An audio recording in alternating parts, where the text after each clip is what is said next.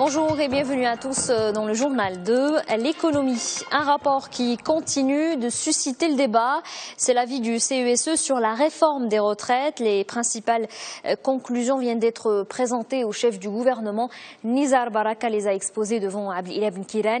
Il faut rappeler que le Conseil a été saisi par l'exécutif pour donner son avis sur le dossier. Âge de la retraite, cotisation, pension. Les recommandations du CESE sont nombreuses. Mais on revient sur la proposition du relèvement de l'âge de la retraite. Le CESE recommande de le relever à 63 ans à raison de 6 mois par an pendant les 6 prochaines années. Le Conseil préconise de ramener le taux de cotisation à 28%. Le taux actuel est de 20%. Et puis enfin, le CESE propose dans son rapport de revoir à la hausse le niveau des pensions. La réforme des retraites fait sans doute partie des grands chantiers législatifs du pays. Sous la coupole, d'autres textes sont en discussion. C'est le cas de la loi sur la propriété industrielle et commerciale. La nouvelle législation devra entrer en vigueur l'année prochaine. Cette loi veut restaurer la confiance parmi les opérateurs industriels. Et un autre projet de loi est entre les mains des parlementaires. Il s'agit du groupement d'intérêt économique. Le processus d'adoption du texte entre dans sa phase finale. La deuxième chambre s'apprête à donner son feu vert à la dernière version du projet. La nouvelle loi sera appliquée à partir de l'an prochain. Elle permettra aux personnes physiques de bénéficier des avantages des groupements d'intérêt économique. Des avantages tels que les locaux de commerce, la vente et la publicité.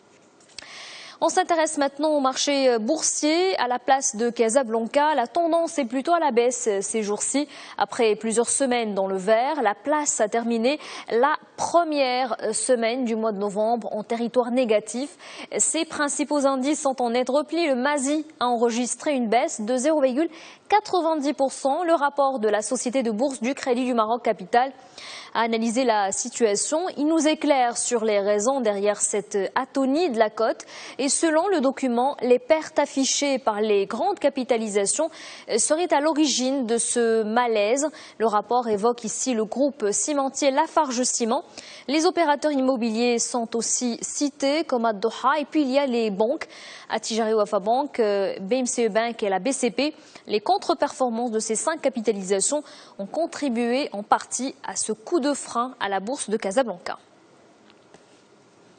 Si certains groupes accusent des pertes, d'autres affichent des chiffres en hausse. Takra Morocco appartient à la deuxième catégorie. Le premier producteur privé d'électricité au Maroc a dégagé des bénéfices records. 9 mois de rentabilité. Le groupe a réalisé un résultat net part de 620 millions de dirhams, soit une croissance à 3 chiffres, 129%. Une performance qui s'explique par l'optimisation des placements des excédents de trésorerie et des charges financières.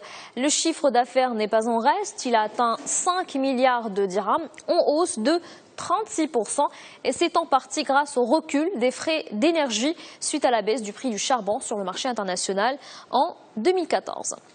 L'actualité internationale maintenant, deuxième journée du sommet de l'APEC, c'était hier. Donc ce mardi, les dirigeants de l'Asie-Pacifique ont adopté une feuille de route. Son objectif, réaliser une vaste zone de libre-échange dans cette région. Pékin serait le fer de lance de cette zone. Pour le président chinois, cette décision est une étape historique. Elle reflète, selon lui, la confiance et l'engagement des membres de l'APEC à promouvoir l'intégration économique régionale.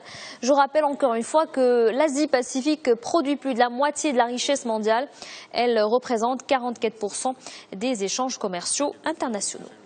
Et on reste en Chine pour parler aéronautique. Le pays espère se faire une place entre Airbus et Boeing. L'avionneur public chinois se montre désormais comme un concurrent. Il vient d'annoncer 30 nouvelles commandes pour son moyen courrier C919. Un appareil encore en développement. Il est le symbole des ambitions aéronautiques de la Chine. En tout, l'avionneur Comac totalise déjà 430 appareils commandés. Le premier vol est prévu pour fin 2014. 2015, pardon. Et avant de refermer le journal, un mot d'high-tech. Ça y est, c'est officiel. Microsoft lance son premier smartphone sans Nokia. Lumia 535, c'est son nom. Il est doté d'un grand écran de 5 pouces. Il contient les services populaires de Microsoft tels que Skype, Office OneDrive ou encore Outlook.